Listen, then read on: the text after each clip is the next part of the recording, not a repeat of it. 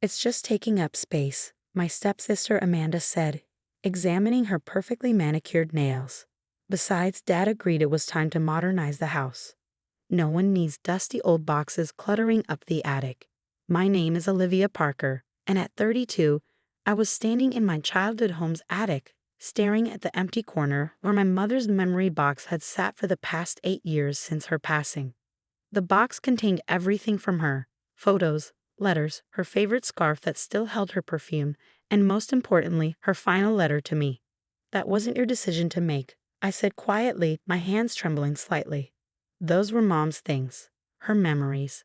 "Your mom's things," my stepbrother Jake corrected, leaning against the doorframe. "We're making room for Dad and Mom's stuff now. Time to move on, Liv. Move on." Like it was that simple. Like my mother's existence can be erased as easily as tossing a box into a dumpster.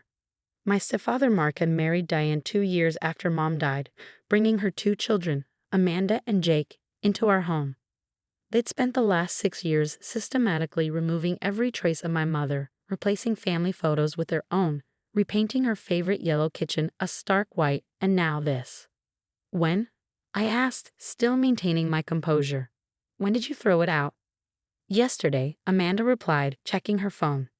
"The garbage truck came this morning." "Don't be so dramatic, Olivia. It's not like you looked at that stuff anyway."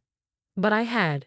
Every Sunday morning, I'd climb up to the attic, sit cross-legged next to that box, and read Mom's letters. Sometimes I'd wrap her scarf around my shoulders, close my eyes, and pretend she was hugging me. They hadn't just thrown away objects, they'd thrown away my weekly ritual, my connection to her.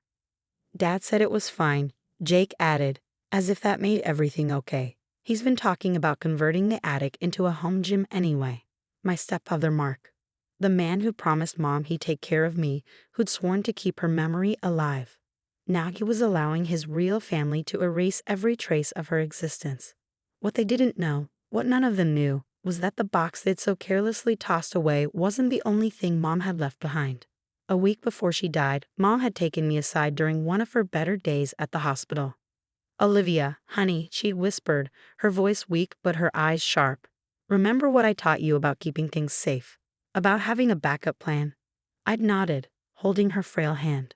Mom had always been clever about protecting what mattered. As an antique appraiser, she'd learned the value of preservation, of keeping precious things secure. "The memory box in the attic," she continued, "that's just for show, sweetheart. The real treasures, well, you know where to find those. When the time comes, you'll know what to do with them." Standing in the attic now, looking at Amanda's smug face and Jake's indifferent expression, I realized that time had come. Mom had known, somehow she'd known, that her things wouldn't be safe in this house forever. "You're right," I said finally, watching confusion flicker across their faces at my calm acceptance. "Maybe it is time to move on." As I walked down the attic stairs, leaving my stepfamily exchanging puzzled looks, I pulled out my phone and dialed a number I'd memorized years ago. "Mr. Harrison, this is Olivia Parker. I think it's time to open my mother's safety deposit box." The First National Bank's marble floors echoed under my heels as Mr. Harrison led me to the safety deposit vault. He hadn't changed much in 8 years, same silver hair, same kind eyes that had watched me grow up visiting the bank with Mom. "Your mother was a remarkable woman," he said, unlocking the vault door. "She knew exactly what she was doing when she set this up." Inside the safety deposit box, I found what Mom had truly wanted to preserve. The memory box in the attic had been a decoy, filled with replicas and copies. Here, in this climate-controlled vault, lay the originals: her great-grandmother's handwritten cookbook with authentic Victorian recipes, photographs dating back 4 generations, and most importantly, legal documents. But what caught my eye was a sealed envelope with "Open when they try to erase me" written in Mom's elegant handwriting. My hands trembled as I opened it. "My dearest Olivia, if you're reading this, they've finally done what I feared. Try to remove me from our home. I'm sorry you're going through this, but I'm not surprised. Mark always had a weak spine when it came to standing up to new love interests. What they don't know is that the house they're so eagerly modernizing isn't theirs to change. When your father died, I used his life insurance to pay off the mortgage completely. The house is in a trust, with you as the sole beneficiary when you turn 33. Mark has only been living there as a trustee." I've enclosed all the documentation, including the trust papers and the original deed. Mr. Harrison has been keeping them safe, along with something else you might find interesting. Mark never signed the final adoption papers for his new wife's children. He promised he would, but he kept putting it off. Legally, they have no claim to our family home. Be brave, my darling. Sometimes the quietest revenge is the sweetest. Love, Mom. I looked up at Mr. Harrison, who was smiling knowingly. 3 months, he said. That's when you turn 33, isn't it? I nodded, carefully placing the documents in my briefcase. They won't expect it, I said quietly. They think they've won. Your mother knew this day would come, he replied. She told me to remind you about the garden shed key when the time was right. The garden shed. Of course. Mom's private sanctuary, the one place Mark and his family never bothered to check because it was too dirty for them. I continued maintaining it over the years, keeping her roses alive, pretending to store old tools there. That afternoon, I drove home and headed straight to the shed. Behind the rusty lawnmower, under a loose floorboard, I found another box.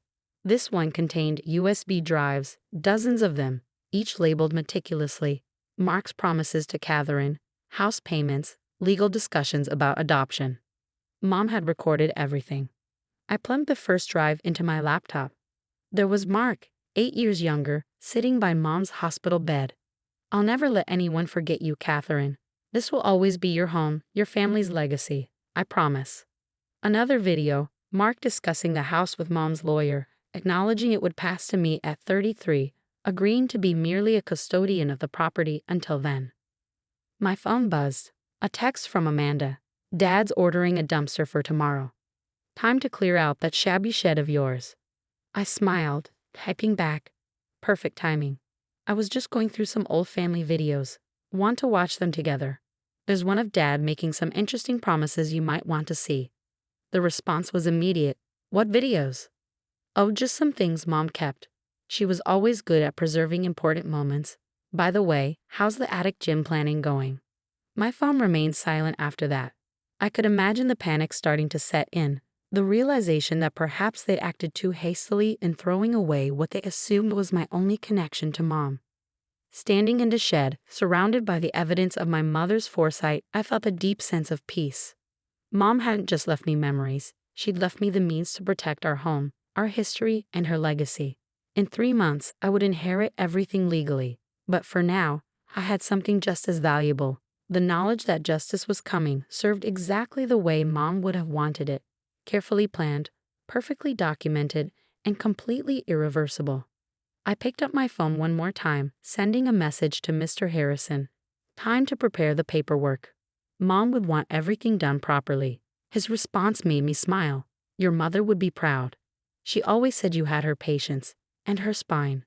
The next 3 months passed like a carefully choreographed dance. I watched as my stepfamily grew increasingly nervous, especially after I casually mentioned during dinner that I'd been digitizing some of Mom's old recordings for preservation.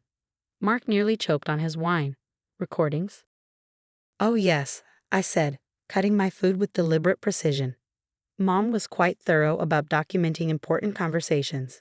Must be why she was such a successful antique appraiser, always verifying authenticity. The tension in the house became palpable. Amanda and Jake stopped their smug comments about clearing out my junk. Instead, they watched me warily, especially when I spent time in the garden shed, which they now avoided like the plague. 1 week before my 33rd birthday, Diane, my stepfather's wife, cornered me in the kitchen. Look, Olivia, she started, her voice sickly sweet. Perhaps we've been a bit hasty with some changes. We could help you look for some of your mother's things in storage. The memory box you threw away? I kept my tone light. Don't worry about it.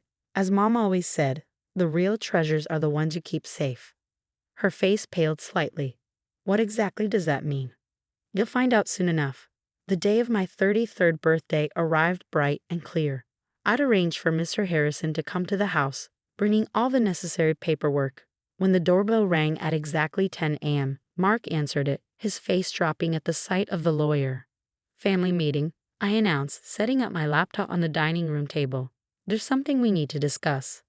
They gathered reluctantly, Mark, Diane, Amanda, and Jake. all wearing expressions ranging from confusion to outright fear. First, I began, "Let's watch a short video." I pressed play, and Mom's face appeared on the screen, healthy and strong, recorded years before her illness. She was sitting in her office, holding up documents to the camera. "This is the deed to our house, fully paid off," Mom's voice rang clear. "And this is the trust agreement, stating that everything passes to my daughter Olivia on her 33rd birthday. Mark, you're agreeing to be a trustee only, correct?" The video showed Mark nodding emphatically. "Of course, Catherine. I'll make sure everything goes to Olivia when the time comes." I paused the video, turning to my stunned audience. "There's more, but I think you get the idea." Mr. Harrison stepped forward, placing a thick folder on the table. "As of today, the house and all associated property legally belong to Olivia. The trust terms are quite clear." But we live here." Amanda sputtered. "We're family." "Actually," I said softly, "legally, you're not." Mom kept copies of those unsigned adoption papers too. Interesting how they never quite made it to the courthouse. Mark slumped in his chair, the fight draining from his face. "Catherine, she planned all this?" "She knew you tried to erase her," I replied. "So she made sure I could protect what mattered most." I pulled out a stack of papers from my briefcase. "These are your eviction notices. You have 30 days to find new accommodation. Don't worry about the attic gym equipment. I'll have it donated to the local community center." "You can't do this," Diane protested. "Where will we go?" "That's not my concern," I said, standing up. "Just like my mother's memories weren't your concern when you threw them away.